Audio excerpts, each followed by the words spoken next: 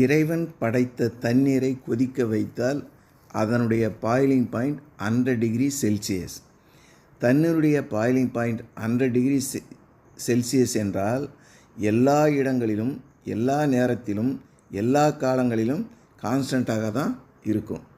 இது எந்த காலத்திலும் நேரத்திலும் மாறாது. இதற்கு பெயர்தான் தர்மா.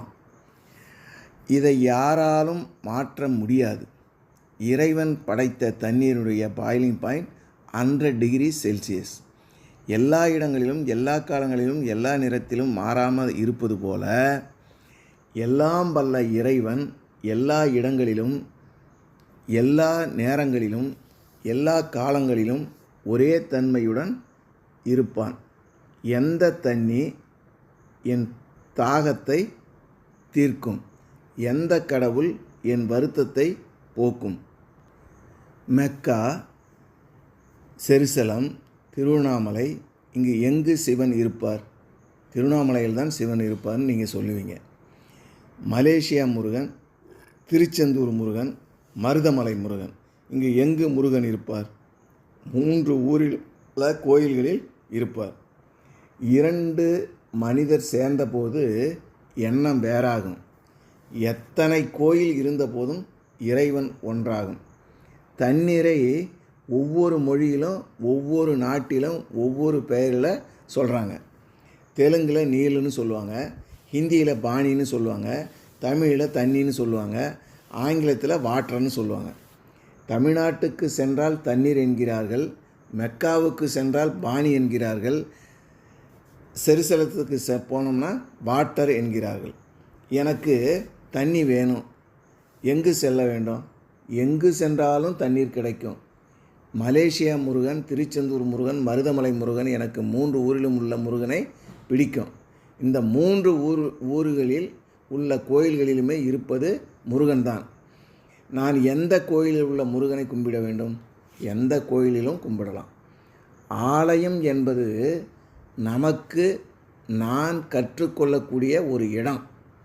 நான் சிவனை கும்பிட வேண்டும் என்றால் திருவண்ணாமலைக்கு செல்ல வேண்டுமா, இமயமலைக்கு செல்லணுமா? நான் இமயமலையில் சென்று சிவனை கும்பிடும்போது திருவண்ணாமலையில் சிவன் இருக்கிறாரா இல்லையா? இருக்கார். அப்போ 2 இடத்திலும் இருப்பது எது பவர்ஃபுல்லானது சிவன் என்றால் 2மே பவர்ஃபுல்லான சிவன்தான். 2 இடத்திலும் இருப்பது சிவன்தான். 2 இடங்களிலுமே தன்மை, சிவனின் தன்மை இருக்கும். இதற்கு சிவனை திருவண்ணாமலையில் கும்பிட்டால் என்ன, இமயமலை சென்று கும்பிட்டால் என்ன? 2ம் ஒன்று தானே. 2 இடத்திலும் இருப்பது இறைவன் தானே. இறைவன் படைத்த உலகை எல்லாம் மனிதன் ஆளுகின்றான். மனிதன் வடித்த சிலையில் எல்லாம் இறைவன் வாழுகிறான். சிவன் என்ற எல்லா இடங்களிலும், எல்லா உயிரினங்களிலும் உள்ளே இருக்கிறார் என்பதை உணர வைப்பதற்காக கட்டப்பட்ட இடம்தான் கோயில். இறைவனை எங்கே கும்பிட்டா என்ன? தண்ணீரின் தன்மை எல்லா இடங்களிலும், எல்லா நேரங்களிலும் எப்படி மாறாதோ அதே போல சிவனின் தன்மை எல்லா இடங்களிலும், எல்லா நேரங்களிலும் ஒரே தன்மையுடன் தான் இருக்கும். எனக்கான கடவுள் எனக்குள் இருக்கிறார். அதை எப்படி புரிஞ்சுக்கிறது?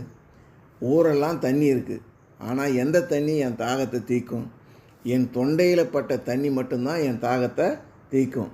என்கிட்ட இருக்கிற வாட்டர் பாட்டிலில் 200 ml தண்ணி இருக்குது. என் வாட்டர் பாட்டிலில் 200 ml தண்ணி என் தாகத்தை தீர்க்காது. டேங்க்கில் 2000 டன் தண்ணி இருக்குது, என் தாகத்தை தீர்க்காது. ஆனால் என் தொண்டையில் பட்ட 20 ml தண்ணீர் மட்டுமே என் தாகத்தை தீர்க்கும். தண்ணி தாகத்தை தீர்க்கும் என்பது பொய். என் தொண்டையில் பட்ட தண்ணீர் மட்டுமே என் தாகத்தை தீர்க்கும் என்பது மெய்.